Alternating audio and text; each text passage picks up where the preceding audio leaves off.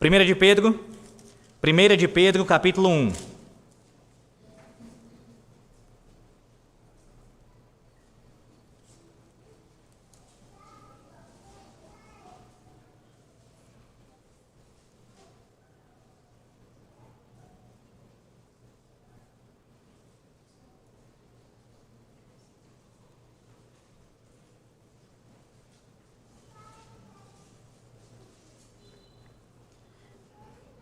Para quem nos visita nessa noite, uma explicação breve. Em nossa igreja nós estamos ouvindo as exposições em Jeremias, no Antigo Testamento, pregação em Jeremias, pregações, bem como também no Novo Testamento, em 1 de Pedro. Depois de algumas semanas nós voltamos para as exposições desta carta. Observe que o texto, na verdade, a perícope aqui, irmãos, vai do versículo 13 até o versículo 25. Do 13 ao 25 do capítulo 1. Capítulo 1, do 13 ao 25. Contudo, a minha intenção é pregar somente nessa noite, do versículo 13 até o versículo 16. Do 13 ao 16.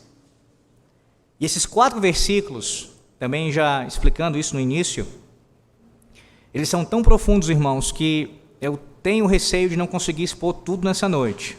Se isto acontecer, porventura, ficará a segunda parte para o próximo domingo. Mas o meu esforço é para que eu consiga expor do 13 ao 16. Os irmãos já estão habituados, doutrinados quanto a isso, a ouvir sermões longos, então que assim possamos proceder nessa noite ouvindo com grande deleite a palavra de nosso Deus. Leitura do versículo 13 ao 16 mesmo, que será exposto, do 13 ao 16.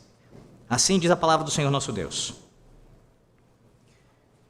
Por isso, cingindo o vosso entendimento, sede sóbrios, esperai inteiramente na graça que vos está sendo trazida na revelação de Jesus Cristo.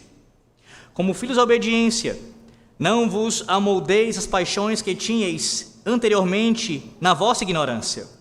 Pelo contrário, segundo é santo aquele que vos chamou, tornai-vos santos também vós mesmos em todo o vosso procedimento.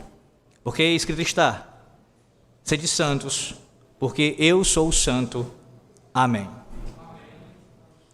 Meus irmãos, poucas coisas, elas afetam tanto a forma como nós vivemos, quanto a seguinte pergunta: quem eu sou?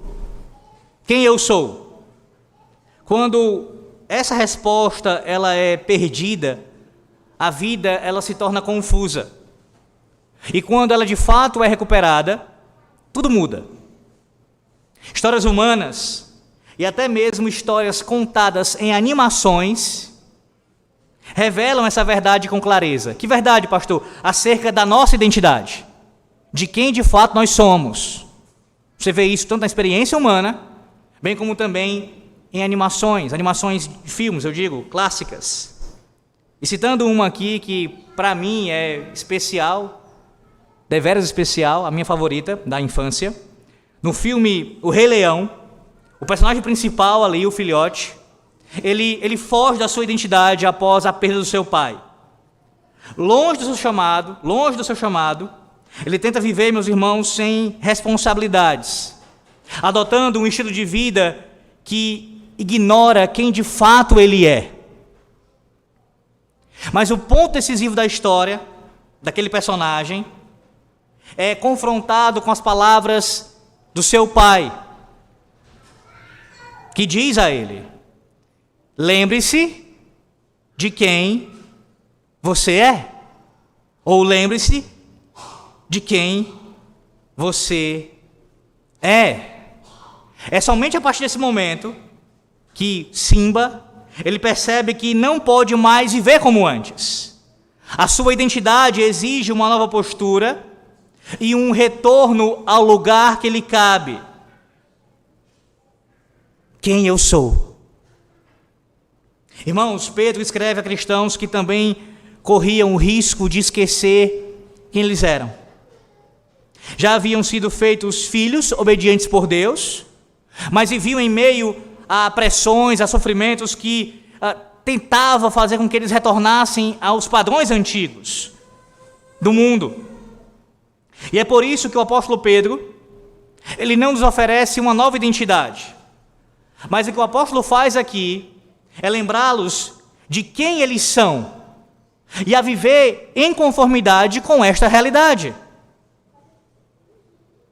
Pedro, escrevendo aqui inspirado pelo Santo Espírito, chama a atenção daqueles cristãos para a sua identidade, para que eles lembrassem quem de fato eles eram. Diante disso, o texto aqui nos conduz a uma pergunta que é inevitável para nós nessa noite. Se já somos filhos obedientes em Cristo, nossa esperança, nossa santidade, nosso temor e o nosso amor tem realmente refletido essa identidade? Vou repetir.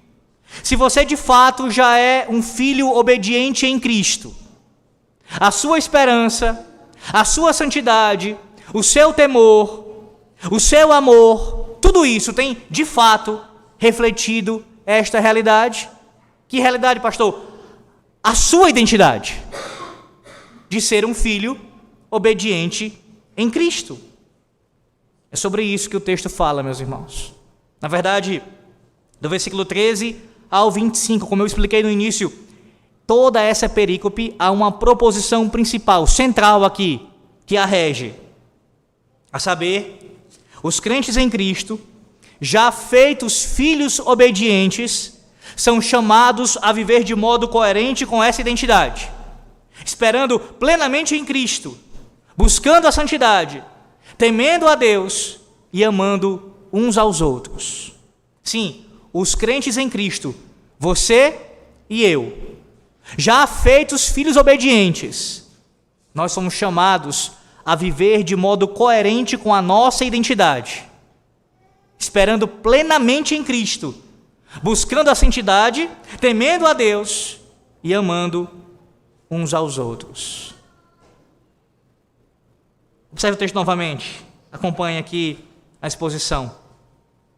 Quero lembrar você que depois de Pedro apresentar, dos versículos 3 a 12, o conceito de salvação, com sua estrutura ali presente e futura, fundamentada no passado, agora o apóstolo começa a tratar da consequência dessa estrutura, ou seja, a necessidade de praticar nossa salvação no presente. A ideia é, uma vez que fomos de fato salvos, nós aguardamos também ainda a salvação, existe esse sentido que ele explicou, mas no presente também devemos evidenciar ou dar as provas, os frutos desta salvação. Deus já declarou que nós somos seus filhos. Ele nos redimiu, Ele nos purificou em obediência, quando nós, assim, cremos na palavra que foi pregada no Santo Evangelho.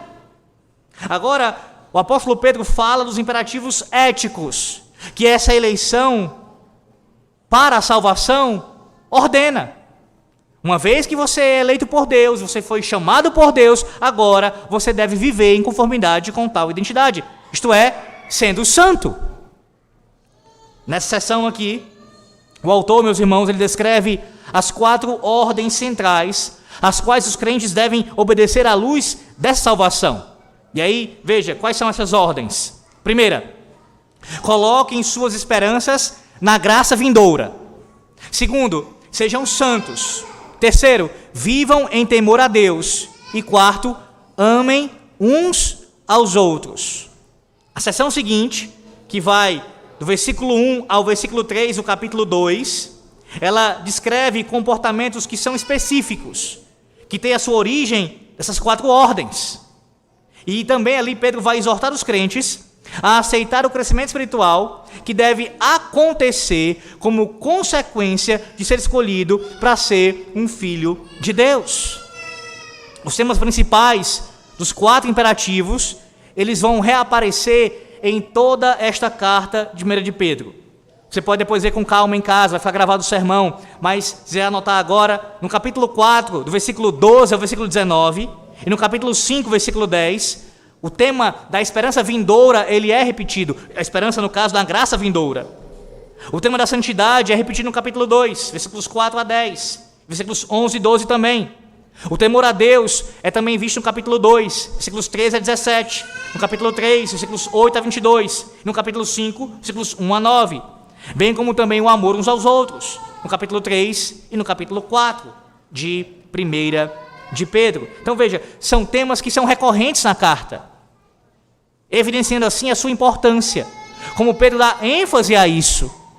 O tema da esperança na graça vindoura, o tema da santidade, o tema do temor a Deus e o tema do amor ao próximo. A passagem em questão aqui, ela é organizada, como eu disse, em torno dos 4 imperativos fundamentais. E cada um deles é expandido por orações correlacionadas. Primeiro, veja, coloquem a sua esperança, que é uma forma de preparar a nossa mente. A ideia é essa, e eu vou já explicar com mais profundidade. Nós fazemos isso ao ser mentalmente disciplinados. Guarde essa palavra, essa expressão, mentalmente disciplinados. Versículo 13. Segundo tema, sejam santos, aqui abrange não somente nos conformar, no caso, não somente nós sermos como Deus ordena, mas a ideia também aqui no texto tem a ver com nós nos distanciarmos e não nos conformarmos às paixões, aos desejos perversos dos mundanos, de outrora, que nós praticávamos. Terceiro tema, vivam em temor reverente, do 17 ao 21, que eu não vou expor nessa noite, 17 ao 21, ocorre quando Deus, aqui como um juiz agindo de forma imparcial, nós nos submetemos à sua vontade, uma vez que nós entendemos que fomos redimidos pelo sangue de Cristo, temendo ao Senhor, este juiz imparcial. E o último tema, do versículo 22 a 25, o amor ao próximo. Uma vez que nascemos de novo, uma vez que fomos purificados, uma vez que temos comunhão com Cristo, temos comunhão uns com os outros. O nosso foco dessa noite, meus irmãos, é aqui no tema principalmente na esperança, na graça vindoura, bem como também na santificação. Versículos 13 a 16. Mais uma vez, versículo 13, veja. Por isso, cingindo o vosso entendimento, sede sóbrios e esperai inteiramente na graça que vos está sendo trazida na revelação de Jesus Cristo. Veja, assim como os profetas do Antigo Testamento, eles perscrutaram a revelação de Deus, nós vimos isso no último sermão, com o propósito de compreenderem o seu significado, assim também os leitores da carta de Pedro, não somente em seus dias, mas nós também aqui, devemos considerar a mesma palavra com a mesma sobriedade. O Senhor Deus deu a nós, cristãos, a sua revelação especial. E por meio dela, por meio desse texto aqui, nós temos segurança de salvação. Como afirma o versículo 13. Observe, o texto diz que, fala aqui sobre a nossa adoção, sobre nós sermos adotados pelo Senhor. Mas antes disso, veja, o que Pedro vai falar? Por isso, cingindo o vosso entendimento. Cingindo o vosso entendimento. Uma tradução possível também para essa expressão aqui, para essa palavra que aparece, irmãos, seria cingindo os quadris do vosso entendimento. Deixa eu citar a explicação de um erudito sobre isso. Ele vai dizer o seguinte: a metáfora dupla de quadris e entendimento, ela soa para nós um tanto confusa, ele diz. Mas ela se esclarece quando pensamos em como uma pessoa do primeiro século, ela prendia as dobras de suas longas e esvoaçantes vestes no cinto, para que estas não atrapalhassem seu caminhar ou seu trabalho. Pedro pega esta imagem dos seus dias, de alguém que cinge ali as suas vestes, que prende as suas vestes para que elas possam não atrapalhar no momento da corrida, e aplica essa imagem aqui, a metáfora, para a nossa mente. O que ele está dizendo então? A ideia é essa: não permita que qualquer coisa, que quer que seja, atrapalhe o seu entendimento. Assim como as pessoas de Pedro, que elas cingiam suas vestes para não atrapalhar a sua corrida, devemos nós também, em nossos dias, No caso até as pessoas daqueles dias também, pegando a metáfora para eles. Cingir as suas mentes. Tirar tudo que atrapalhasse. Uma pergunta que se levanta quanto a isso é: o que Pedro está querendo dizer aqui com relação ao entendimento? Qual é o significado de entendimento aqui, irmãos? Aqui refere-se à consciência espiritual do crente. Isto é, o nosso relacionamento com o nosso Deus. O termo também significa que a nossa mente, ela deve estar pronta e ser capaz de pensar ativamente no sentido de promover o nome de Deus, a sua vontade e o seu reino. A ideia é, o entendimento deve estar livre de qualquer coisa que lhe sirva de empecilho, como por exemplo medo, preocupação, tudo aquilo que nos atrapalha em servir ao Senhor. O que Pedro está dizendo? Cinja o vosso entendimento, remova o que atrapalha. É o medo? É a preocupação? O que é? Remova, retire, para servir ao Senhor. Percebe o que Pedro está ensinando aqui para nós? Só nesse início do versículo, cingindo o vosso entendimento, o apóstolo nos ensina que a santidade, ela começa no pensamento, não apenas no comportamento. Sim, a palavra de Deus exige mudança de comportamento, exige uma transformação que envolve também o nosso exterior, até mesmo as vestes, não tenha dúvida quanto a isso. Mas Pedro começa pelo começo. Precisa existir uma mudança interna. Precisa ter santidade no pensamento. Meus irmãos, além disso, o texto também nos ensina que um crente em Cristo, ele não vive de improvisos espirituais. Não. A vida cristã requer preparo, vigilância e intencionalidade. Você, como cristão, precisa se preparar, vigiar e precisa intencionalmente colocar em prática o que Deus ordena. Nesse caso aqui, em 1 de Pedro 1,13, é remover da sua mente, do seu entendimento, tudo o que atrapalha. E a pergunta é para você nessa noite: quais são os pensamentos que você tem permitido governar as suas decisões? E que passa pela sua mente? Há leituras, conteúdos, conversas, amizades que precisam ser abandonados para preservar a mente cingida? O que é que está atrapalhando? O que é, usando aqui a metáfora, que está sendo essa veste que está atrapalhando você prosseguir a caminhada cristã? No seu entendimento, no seu pensamento, talvez seja o pecado da incredulidade, não crer nas promessas de Deus, como temos ouvido frequentemente em Jeremias. Talvez no contexto de Pedro aqui, as propostas mundanas, as paixões que são contra a palavra de Deus, as afeições desordenadas, o mundo querendo lhe atrair. Quais são as coisas que tentam perturbar o seu entendimento e prejudicar a sua santificação? Eu me dirijo agora especialmente para aqueles que exercem liderança, sobretudo os oficiais da Igreja de Cristo. Ouça com atenção isto. Uma liderança espiritual sem domínio da mente resulta em instabilidade moral.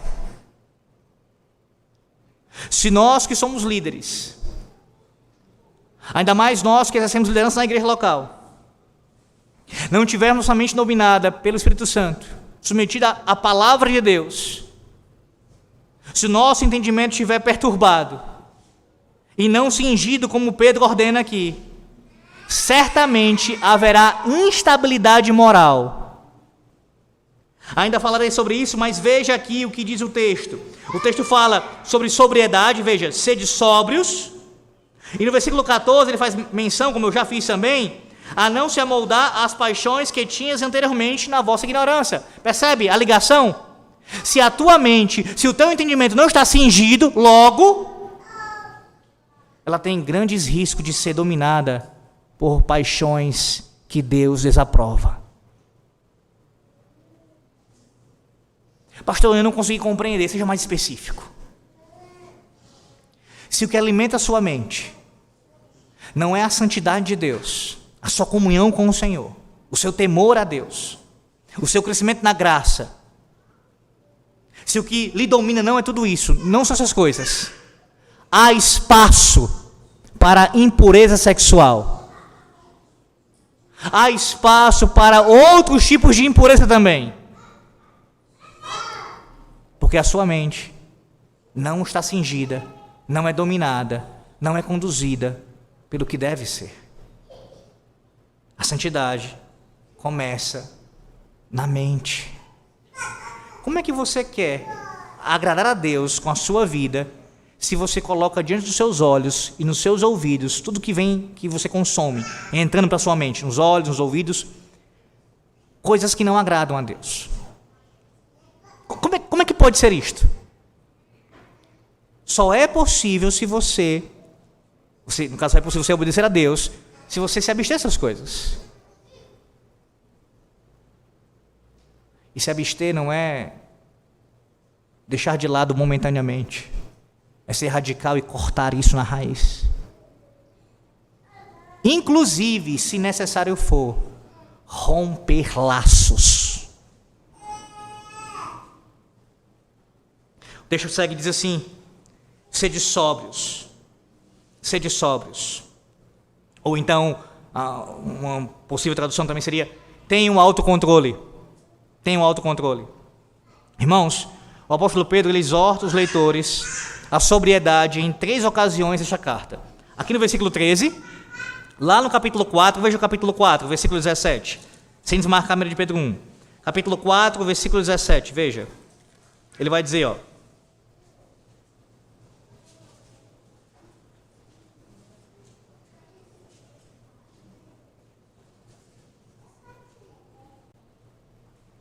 Diz assim: porque a ocasião de começar os juízos pela casa de Deus chegado, ora, primeiro vem por vós, qual será o fim daqueles que não obedecem ao Evangelho de Deus?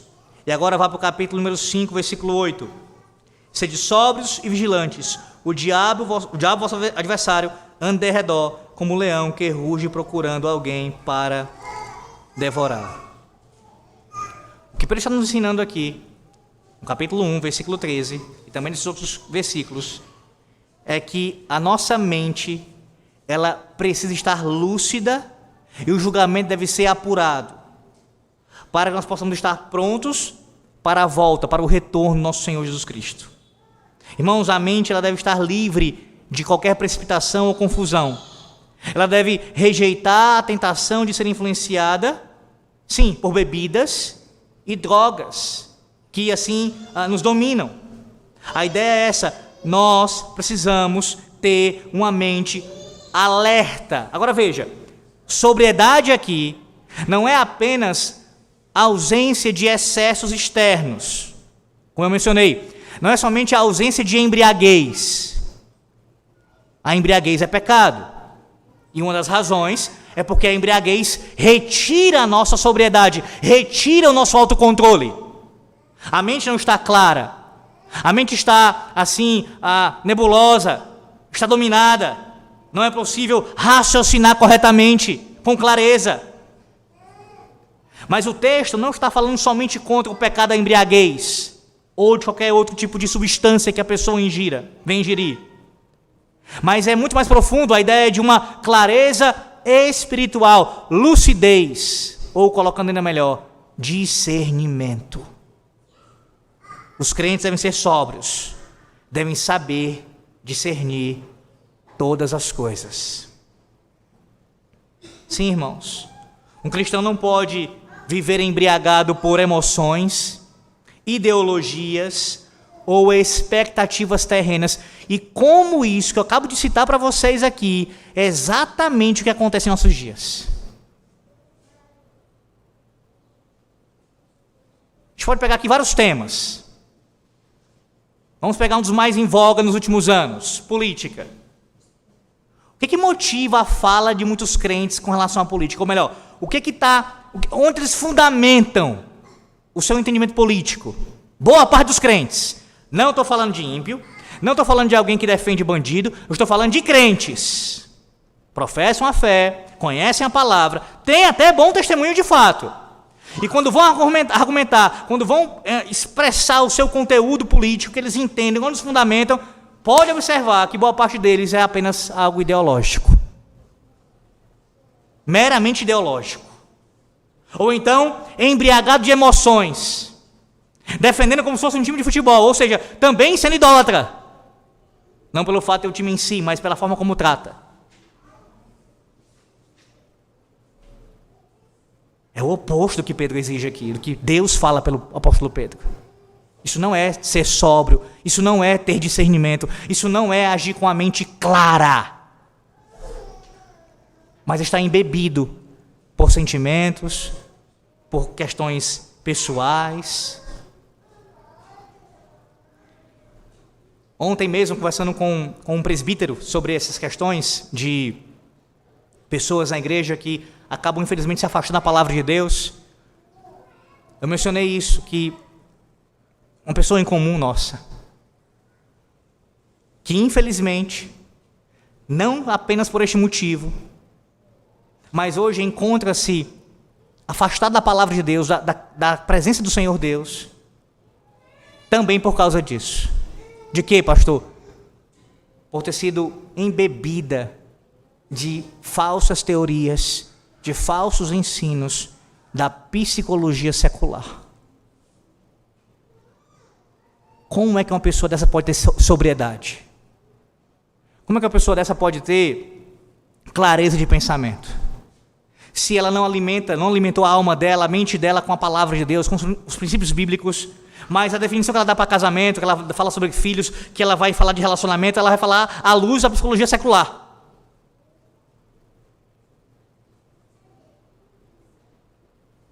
Infelizmente o caminho não é outro.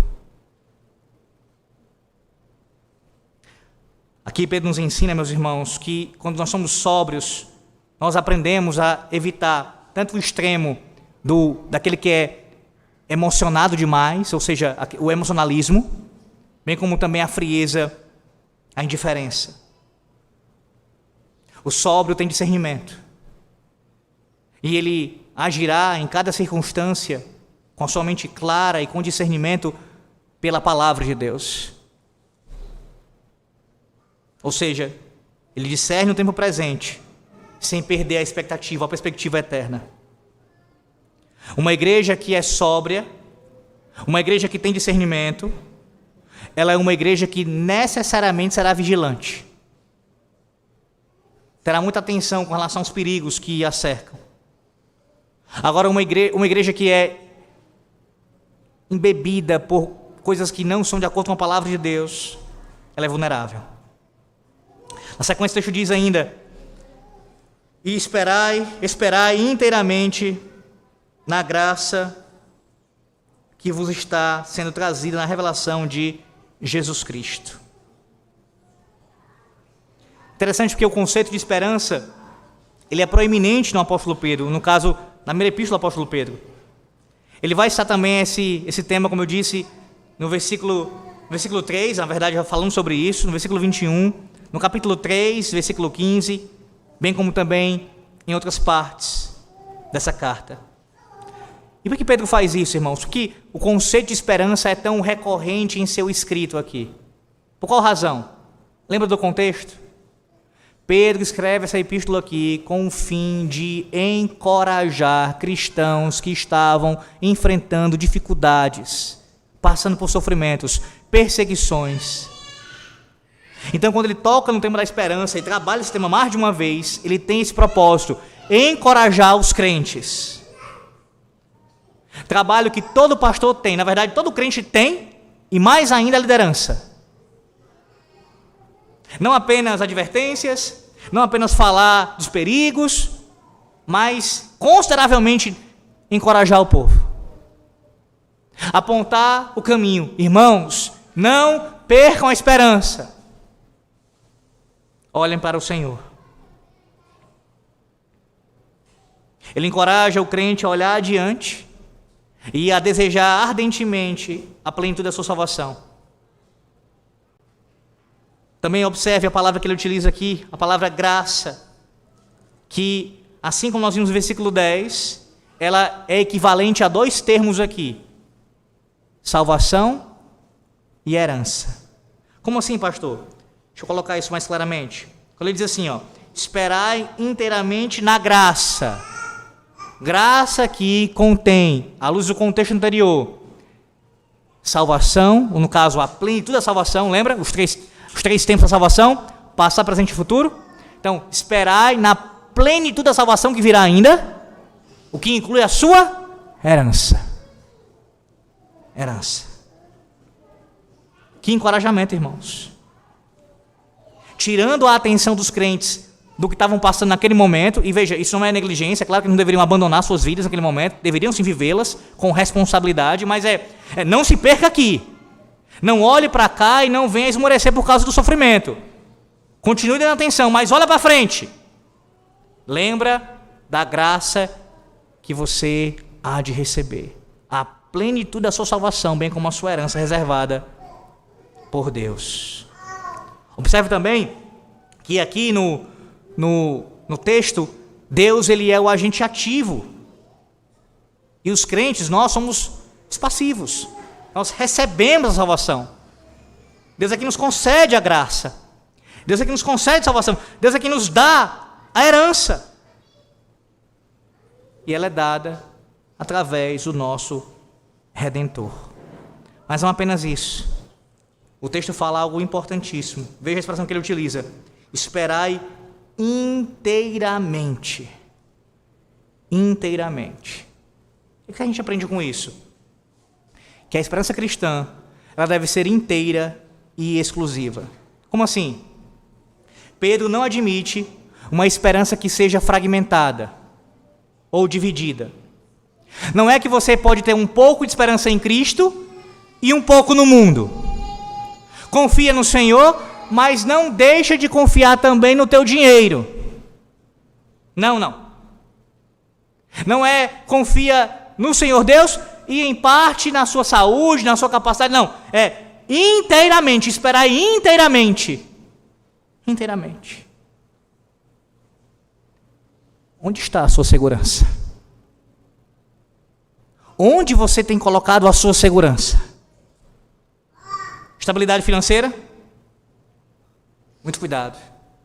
A primeira crise que vier, tudo vai embora. Reconhecimento humano? Irmãos, isso pode parecer estranho para alguns, talvez até pareça, porque a gente consegue pensar nisso apenas com relação a pessoas ímpias ou mesmo pessoas que estão falando de um reconhecimento a nível nacional ou mundial. Isso é muito mais familiar a nós, a todos nós. Reconhecimento dentro de casa.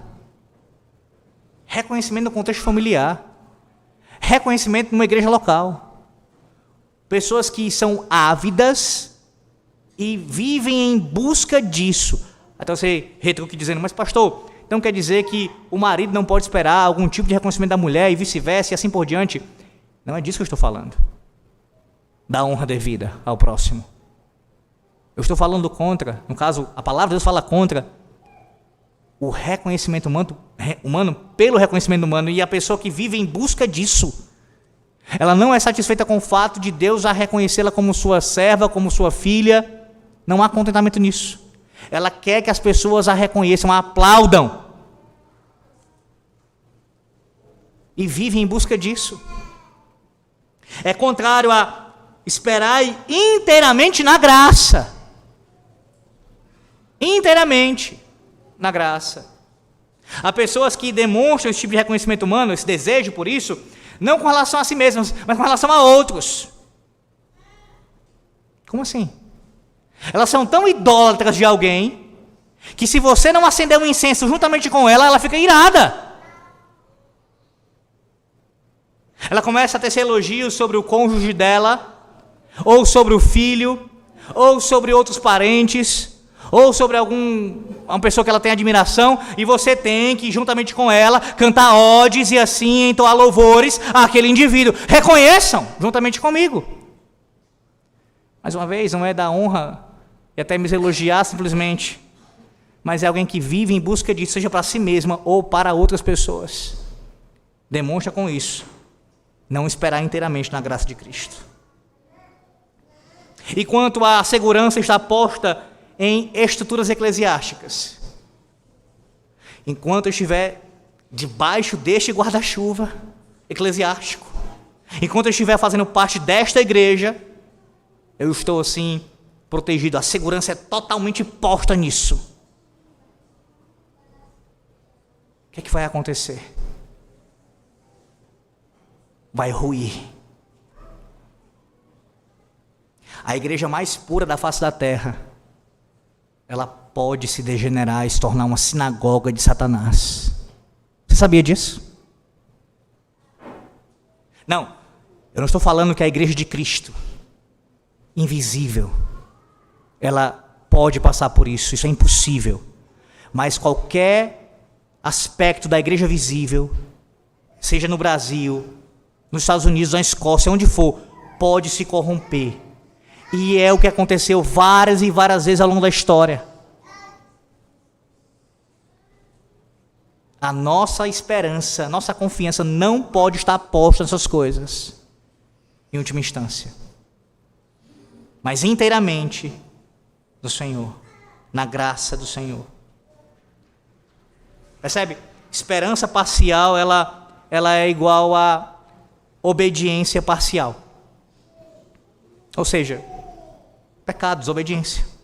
Esperança inteira, fidelidade perseverante. Se você põe a sua esperança na graça de Deus inteiramente, no Senhor Deus, na volta de Cristo, então isso te dá encorajamento, poder, força e vigor para perseverar fielmente no Senhor. Por quê? Porque essas coisas que eu citei, assim como inúmeras outras, podem ser destruídas. Mas o nosso Deus e as suas promessas, o retorno de Cristo, nada disso pode falhar.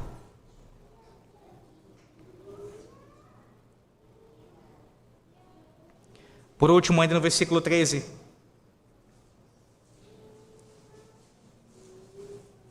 Versículo 13 ainda. Na graça que vos está sendo trazida na revelação de Jesus Cristo.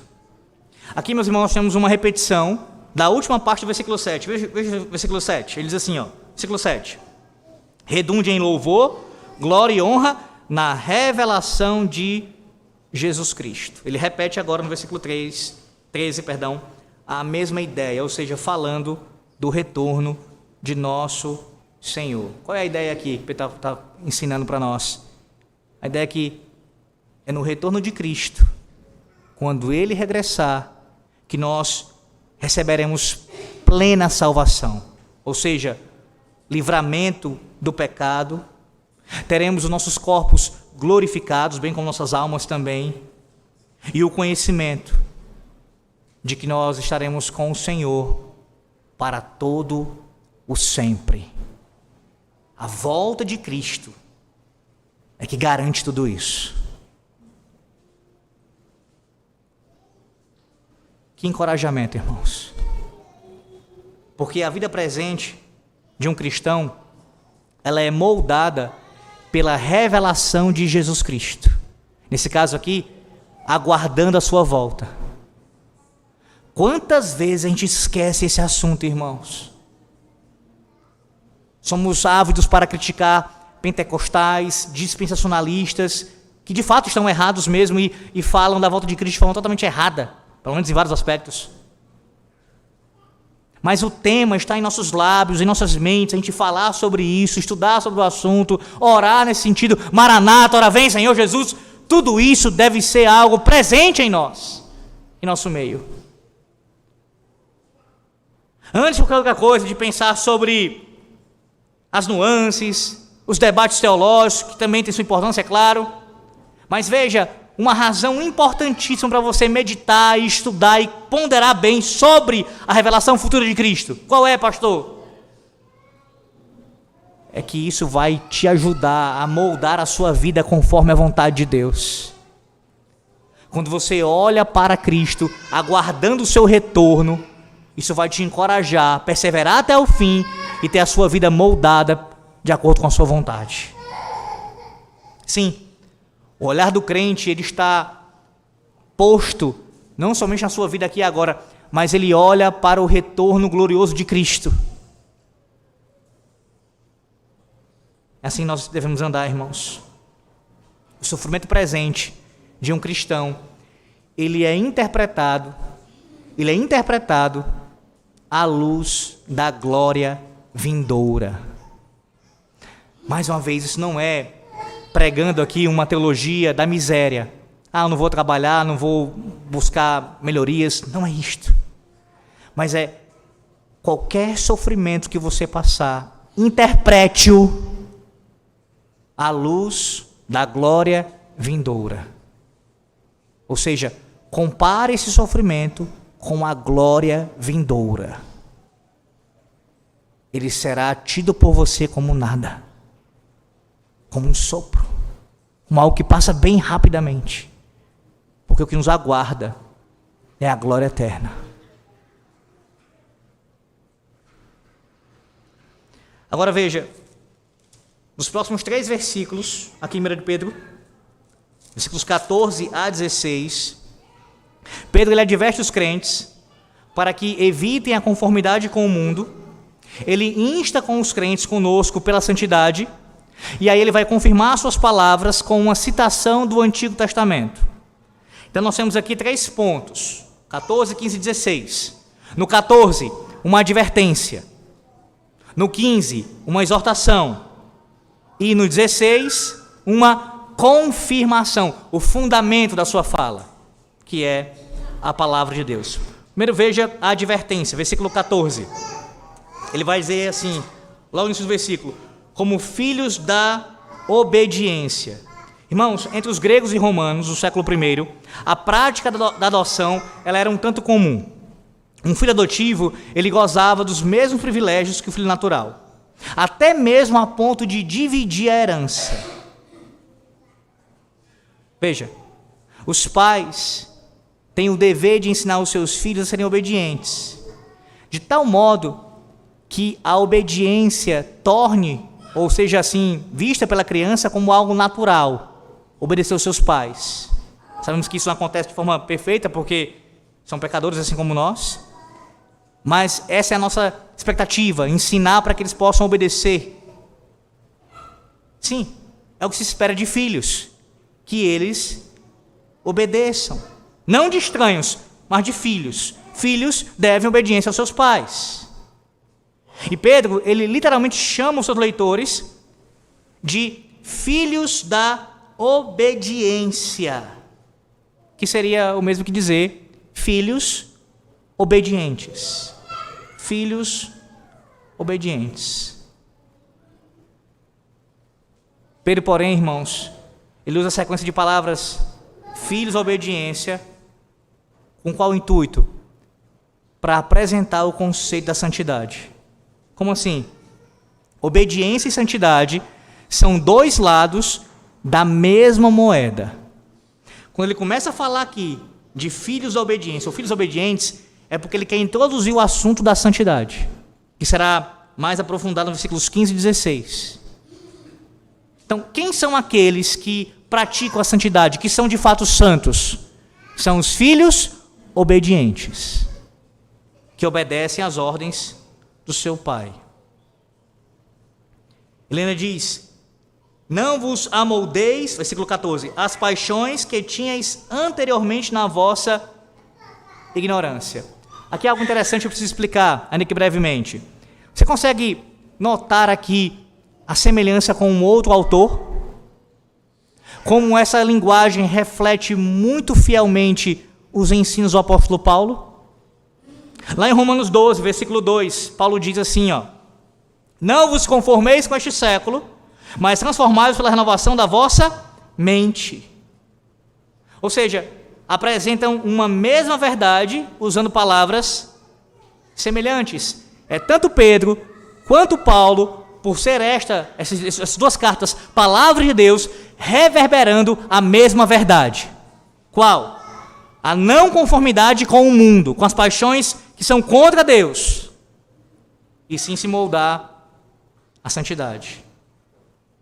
Irmãos, o mundo ele tem o seu próprio estilo de vida, que é um estilo de vida contrário à lei de Deus, que é um estilo de vida que é sem temor a Deus, de trevas.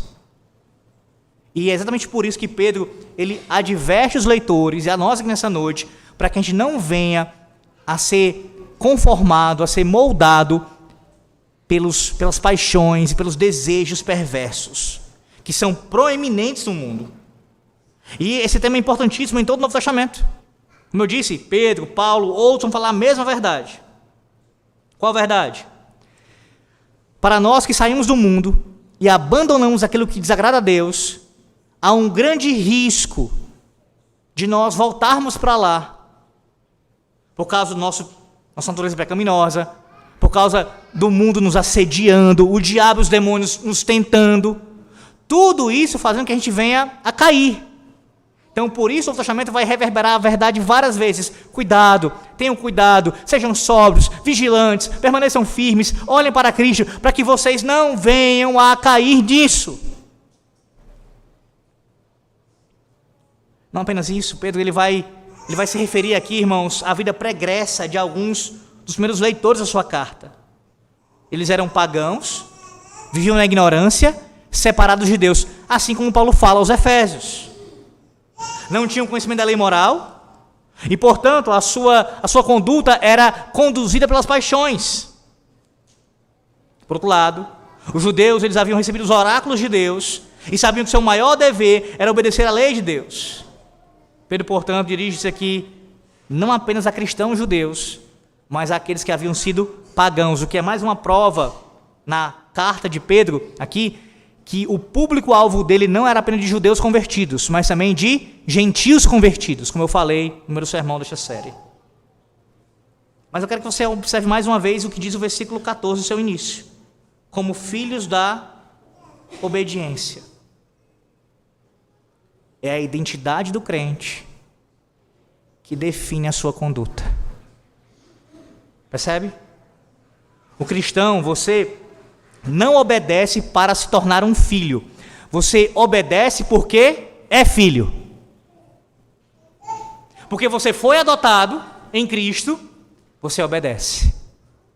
Porque a graça te salvou, te regenerou, você agora demonstra obediência ao seu Pai. A obediência, meus irmãos, é a marca da filiação. Não é o meio pelo qual nós somos adotados, mas a marca da filiação, da adoção. Da filiação, perdão. A pergunta é, a sua vida cotidiana, ela reflete a identidade que você professa? Que identidade, reverendo? De filho de Deus? As lideranças da igreja precisam ser exemplos visíveis dessa filiação obediente, irmãos. Se uma igreja negligencia a obediência, ela enfraquece o testemunho do pacto. Se uma igreja é conhecida por sua desobediência, e pensando aqui mais ainda nos líderes, isso enfraquece o nosso testemunho lá fora. Como é que a gente vai querer que os ímpios se convertam, creiam em Cristo, se nós não damos bom testemunho de filhos? Além disso, observe que a conversão a Cristo ela implica numa ruptura real com o passado. Ele fala, não vos amoldeis. O verbo aqui indica conformação externa e progressiva, voltando ao mesmo padrão pecaminoso antigo. A fé cristã não permite convivência pacífica com o pecado. A nossa vida cristã é marcada por uma guerra contínua contra a natureza pecaminosa, contra os desejos e paixões que são desordenados. Eu pergunto a você, crente, há hábitos, há práticas, há padrões em sua vida, padrões que são praticados por mera familiaridade, porque você no passado assim viveu de tal maneira aquele pecado, e você é tão familiarizado com ele que você tem dificuldade de largá-lo. O texto nos alerta, meus irmãos, que o perigo não está somente em pecar, mas o perigo maior aqui é de voltarmos a ser como éramos. Aqueles que são filhos obedientes serem tidos como filhos rebeldes, que na verdade vão demonstrar que nunca foram filhos de fato, mas bastardos, porque o coração nunca foi convertido. Entenda isso. A santificação é uma resistência contínua, é uma batalha contínua contra o velho homem. A gente tem aquela impressão equivocada: eu criei em Cristo hoje, conheci o Senhor hoje, pronto, tudo mudou, assim. Existe um sentido que isso é verdade quanto ao perdão de pecados, a salvação eterna, sem dúvida, mudou. Mas quanto à sua luta contra o pecado, começou agora. E vai até o leito de morte. Você vai viver até quantos anos? Até 100 anos? Você não sabe, só o Senhor Deus sabe? Até lá. Até lá. Outra questão importantíssima nesse versículo, irmãos. Observe que o pecado não é neutro, ele nasce de desejos desordenados. Só esse tema aqui dá uma série. Não, eu não estou exagerando, uma série. Que tema? Sobre o que a Bíblia diz acerca dos desejos desordenados. O termo que Pedro usa aí, veja, as paixões. As paixões. O apóstolo ele aponta para desejos que governam ou governavam a vida antes de Cristo. Como assim, pastor? O que Pedro está falando aqui, se posicionando contra, não é apenas ao ato pecaminoso, mas Pedro está falando de um afeto desordenado do coração. É mais profundo, irmãos. Não é simplesmente, pensando aqui em questão de moralidade sexual, o fato de alguém que olhou e pecou quando olhou, desejando o que não era para ele. Isso é claro que é pecado, o ato, ter feito isso. Mas o que está por trás disso? A raiz disso. Lembra? O 10º mandamento que condena a cobiça é um mandamento que fala sobre o quê? O contentamento. Então não fique no superficial. Se a pessoa cobiçou o que não era para ela, desejou aquilo que não era para ela, o ato foi pecaminoso? Foi, é claro. Mas tem algo mais grave por trás, que conduz a isso, que leva o indivíduo a isso. Isso deve nos deixar alertas, vigilantes. Por quê? Porque pode ser uma prova de que nós não fomos ainda convertidos. E de que podemos voltar lá atrás. Nos entregarmos às paixões. Não apenas com relação a essa área, mas qualquer outra. Por isso a pergunta que você tem que responder nessa noite também, uma outra pergunta é: quais são os desejos, as paixões desordenadas da sua vida que competem com a vontade revelada de Deus? É a avareza? O desejo deslocado por dinheiro? Dinheiro, dinheiro, dinheiro, dinheiro! É isso? É o sexo ilícito? É a fama, é a glória humana? O que é? Qual é a tua paixão desordenada que compete com a vontade revelada de Deus?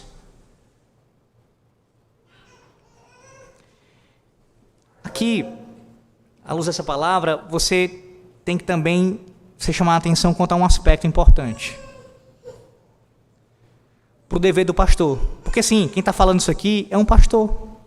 Pedro, um pastor. E aqui você tem uma ideia do trabalho pastoral.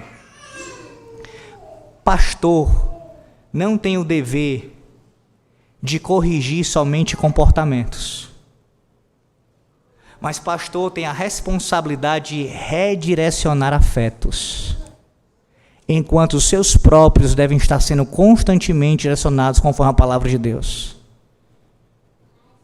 é aqui cuidando do rebanho, liderando o rebanho, conduzindo o rebanho, ao mesmo tempo o próprio coração. Não deixa que eu venha a me perder enquanto eu falo para os outros. Porque é o que Deus alerta em sua palavra também. Podemos estar falando a verdade, a salvação sendo pregada em nossas bocas e o nosso coração sendo tomado por paixões desordenadas. Então não é a correção meramente externa, o comportamento dele aqui está errado, vamos corrigir assim. É mais profundo. É o doutor de almas. E as pessoas não estão habituadas a ouvir esse tipo de coisa em nossos dias, não é verdade? Elas tratam as coisas de maneira tão superficial, tão supérflua. Quando as questões são tratadas à luz da palavra de Deus, lá no âmago, lá no coração. Entenda que onde os desejos, as paixões infames, desordenadas, não são mortificadas, o pecado sempre encontrará espaço. A mortificação tem que ser contínua, para que não haja espaço para o pecado. Além disso, no versículo 14, a vida antiga era marcada por ignorância espiritual. Veja, o texto fala isso. Versículo 14. Que tinhas anteriormente na vossa ignorância. E aqui não é meramente falta de informação, irmãos, mas é ausência de luz espiritual. O pecado, ele é praticado sem freio quando há ausência do conhecimento salvífico de Deus. Porque você e eu, nós que somos crentes, pecamos, nesse sentido, tá? À semelhança dos ímpios. Pecamos. Agora, uma das diferenças é que quem conhece a Deus de fato, salvificamente, há um freio. Há o poder do Espírito Santo, os meios de graça, o Senhor atuando em nós e sobre nós, e a gente se rendendo à sua vontade, e a gente vai estar lutando contra isso, por vezes sendo derrotados, mas mais do que vitoriosos em Cristo Jesus. Mas a luta está presente. Então, voltar às antigas paixões, quem faz isso, ainda que pontualmente, está no momento fazendo isso, é como se ele estivesse tendo o mesmo comportamento de alguém que vive em trevas, de alguém que está ignorante, que é ignorante espiritualmente. E aí vem algo importantíssimo, irmãos. É por isso que o crescimento doutrinário, ele é tão especial, ele é tão importante, é vital para a nossa santificação. Nós temos que conhecer a doutrina, a sã doutrina, os meios de graça, a palavra, os sacramentos, a oração, porque através de tais meios, o Senhor assim nos santifica. O Senhor assim nos ajuda a lutarmos contra essas coisas. Na sequência, veja agora, o texto ainda diz, versículos 15 e 16. Vamos lá para o versículo 15 agora. Pelo contrário, segundo é santo aquele que vos chamou, tornai-vos santos também vós mesmos em todo o vosso procedimento. Note aqui que o imperativo negativo não se amolda, no versículo 14, é uma proibição, enquanto o preceito afirmativo sejam santos é uma exortação. Pedro sabe que a tentação de voltar à sua antiga conduta, meus irmãos, é algo real para os leitores, e que alguns deles pode sim vir a fraquejar. Então ele ordena que parem de ceder aos seus desejos pecaminosos, que ao invés disso entreguem sua vida para Deus em obediência e santidade. Então vem a exortação do versículo 15, que eu acabei de ler. Pedro, ele informa os seus leitores, lá no capítulo 2, versículo 9, que Deus os chamou da escuridão para a luz maravilhosa. Então agora eles são aqueles que foram eleitos por Deus e chamados do mundo para o reino de Deus. Então, o Deus que elege é o mesmo Deus que chama, e tal chamado eficaz conduz à santificação. A ideia é essa: chamada e santidade são causa e efeito. Quem é eficazmente chamado por Deus, pela pregação da palavra, pela operação do Espírito Santo, necessariamente terá uma vida de santificação. Alguém não pode dizer-se chamado por Deus eficazmente e não ter uma vida de santificação. Eu já defini para você, eu ainda vou voltar a isso novamente para ficar bem claro. Não é a ausência do pecado. Ainda haverá pecado enquanto vivermos aqui. Mas a santificação, esse processo, Deus trabalhando em nós, e a gente crescendo, e nós lutando contra o pecado, isso estará presente. se você foi chamado eficazmente. Se você não foi chamado eficazmente, ou colocando em outros termos, se você tem uma vida que não é de luta contra o pecado, mas é de escravidão ao pecado, o pecado lhe domina e você não luta, você é dominado por ele,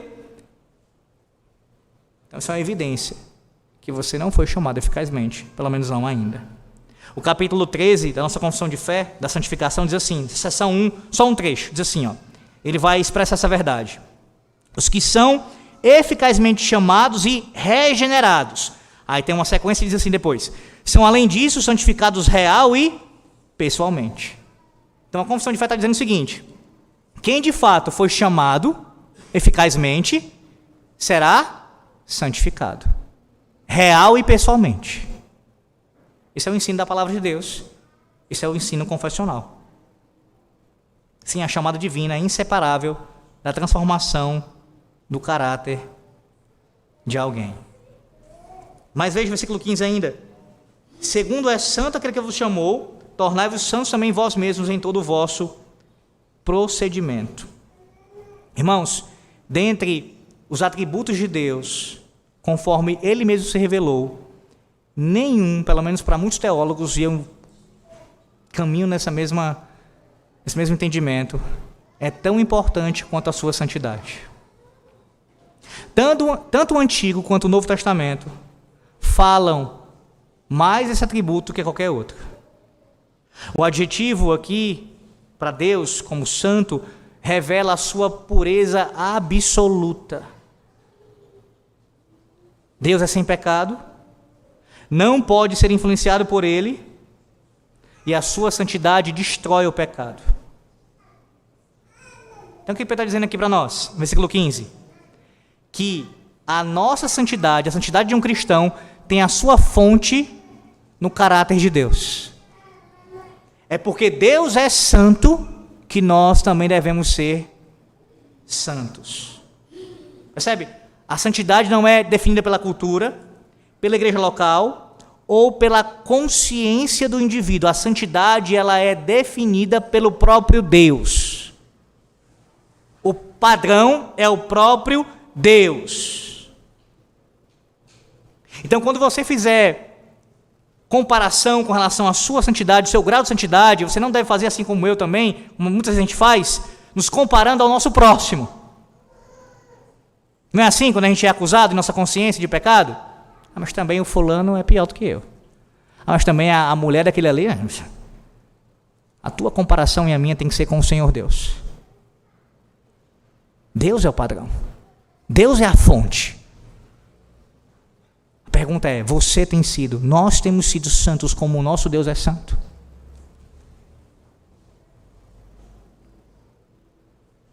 Onde Deus não é o referencial, irmãos, a santidade e todo o resto se torna relativo.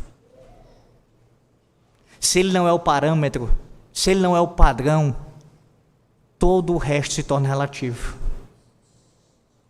Então o que Pedro faz? Ele pega o conceito de santidade e aplica aos leitores. Como aquele que chamou vocês é santo, sejam vocês também santos. Não é opcional, mas é um imperativo. Sede vós também santos. Além disso, veja, ele diz, em todo o vosso procedimento. Aqui Pedro fala da abrangência da santidade, da santificação. Não é em parte da vida. Não há compartimentos neutros da existência que a santidade não deve tocar. Vida pública, privada, familiar, profissional, eclesiástica, tudo isso na sua vida, na minha vida, estão debaixo do mesmo teto da santidade, do nosso chamado. Há alguma área na sua vida que você tenta colocar fora do senhorio de Cristo? Ô pastor, um crente em sã consciência não faz isso. Pode não fazer no sentido de diretamente falar, eu vou separar essa área aqui fora. Mas na prática acaba fazendo por vezes. Lembra de Hebreus 13, que a gente leu agora há pouco? Um dos ensinos desse capítulo é que o leito seja sem mácula. Então ainda que você não diga assim, O meu casamento está fora do senhorio de Cristo. Você pode não falar isso diretamente, mas quando o teu casamento não é guiado pela palavra de Cristo, submete à vontade de Cristo, não é santo como Deus é santo, quando o teu leito não é sem mácula, então você está tentando sim pegar uma área da sua vida e colocar fora de Cristo, do senhorio de Cristo. Assim não é com relação às finanças, quando você não devolve o dízimo, por exemplo, não oferta, não contribui para o reino de Deus. Assim não é com relação a quando você não lê a palavra de Deus. Percebe? Tudo que você peca contra Deus, em toda a área, você está demonstrando, de alguma forma, que não reconhece o Senhor de Cristo sobre a sua vida naquela área. Negando assim ao Senhor. Santidade seletiva, irmãos, é uma contradição de termos. A fé reformada sempre afirmou a expressão, ou há muito tempo afirma a expressão em latim, que você já ouviu várias vezes, corandel. Diante do Senhor Deus, a face de Deus. Não é parte da minha vida. Não é somente lá no meu quarto, ou mesmo só o que eu demonstro em público. É todo o meu ser, diz o texto, em todo o vosso procedimento. É o teu pensamento, é as tuas palavras, as tuas ações, o teu tudo. Como disse um autor famoso chamado Horácio Bonar. Essa é a confissão diária do cristão. De modo que nenhuma parte, ele diz, do dia ou da noite, seja desprovida de santidade. Nenhuma parte do dia ou da noite pode ser desprovida de santidade. Não há espaço para isso, de forma alguma. Por último, versículo 16, aqui seria mais sucinto. Versículo 16. Porque escrito está, sede santos, porque eu sou santo. A pergunta é, em que Pedro se baseia para todo este ensino? Qual é o fundamento de Pedro aqui? O que ele está usando como base para ensinar isso daqui? Pedro agora, como alguém que abre as Sagradas Escrituras, ele apela para a sua autoridade, a autoridade mais alta que há. Ele oferece, irmãos, a confirmação do seu ensino, com palavras que foram proferidas pelo próprio Deus. Sejam santos, porque eu sou santo. Isso nos lembra de quem?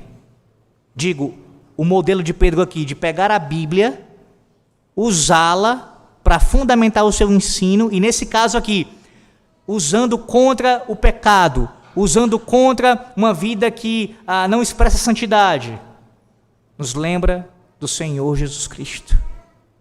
Não foi o que ele fez contra o diabo? Quando tentado pelo adversário de nossas almas, ele citou as Sagradas Escrituras e venceu o diabo, que o tentava a cair, a pecar, com a palavra de Deus. Com a palavra de Deus, irmãos. O que ele está citando aqui? Está citando Levítico 11, 44 e 45.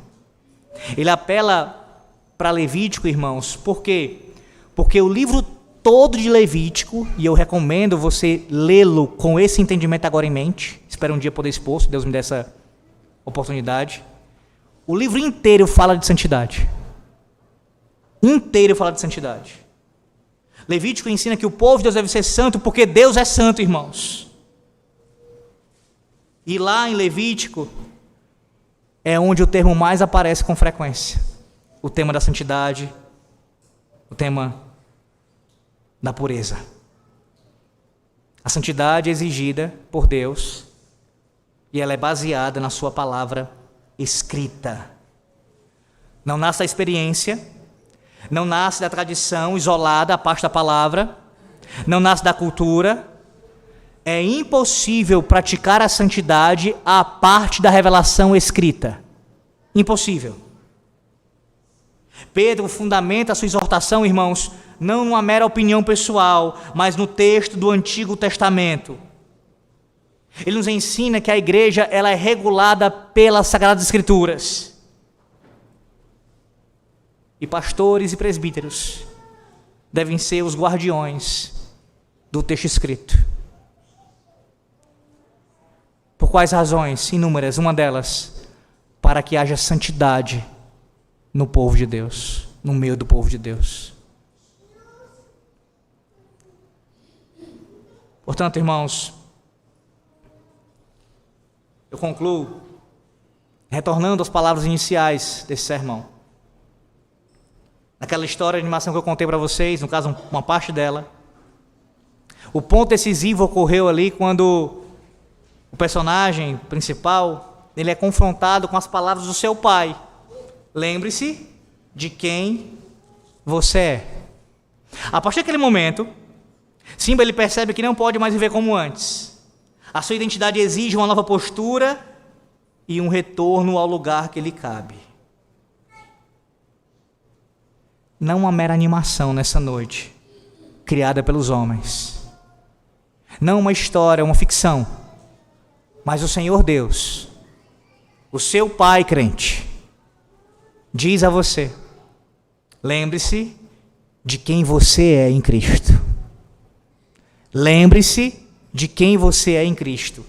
Quando o sofrimento assolar a sua vida, quando as dúvidas e os problemas vierem sobre o seu coração, quando o pecado tentar lhe derrubar, afastar de Deus, a tentação, o diabo, quando tudo isso, o inferno inteiro se levantar, lembre-se de quem você é em Cristo. Os crentes em Cristo, nós, meus irmãos, somos filhos obedientes. Somos chamados a viver de modo coerente com a nossa identidade, esperando plenamente em Cristo, buscando a santidade, temendo a Deus e amando uns aos outros. Você diga assim: pastor, como é que o senhor conclui o sermão desse jeito? Como assim? Vou lembrar de quem eu sou em Cristo? O senhor diz: sou filho obediente. A Bíblia diz, e assim nos trata como filhos obedientes, por causa da obediência do único Filho de Deus. Foi porque Jesus Cristo obedeceu perfeitamente, em nosso lugar, que nós podemos agora ser tratados como filhos obedientes, adotados pelo Senhor, por meio de Cristo. Por isso eu disse: lembre-se de quem você é em Cristo. Em Cristo você é filho obediente, por causa da obediência de Cristo. A Deus seja a glória, meus irmãos. Amém. Oremos. Graças te damos, Senhor nosso Deus, por tua palavra. Obrigado, Senhor, por nos ensinar, por nos admoestar, encorajar nessa noite. E assim, ó Deus, também confrontar o nosso pecado e nos chamar à santidade. Que sejamos santos, ó Deus, como tu és santo. Que abominemos a impureza, a imoralidade, a sujeira, a imundície, a transgressão, a iniquidade, o pecado. E que o nosso prazer seja naquilo que é puro, naquilo que é bom, naquilo que é justo, naquilo que é deleitoso, naquilo que de fato é santo. Nos conduz, ó Deus, dessa forma. Usa a tua palavra para trabalhar em nossos corações. E que nessa noite saiamos daqui, não nos moldando às paixões, mas sendo moldados pelo teu Santo Espírito, para sermos conforme Cristo Jesus é. Em nome do nosso Senhor nós oramos.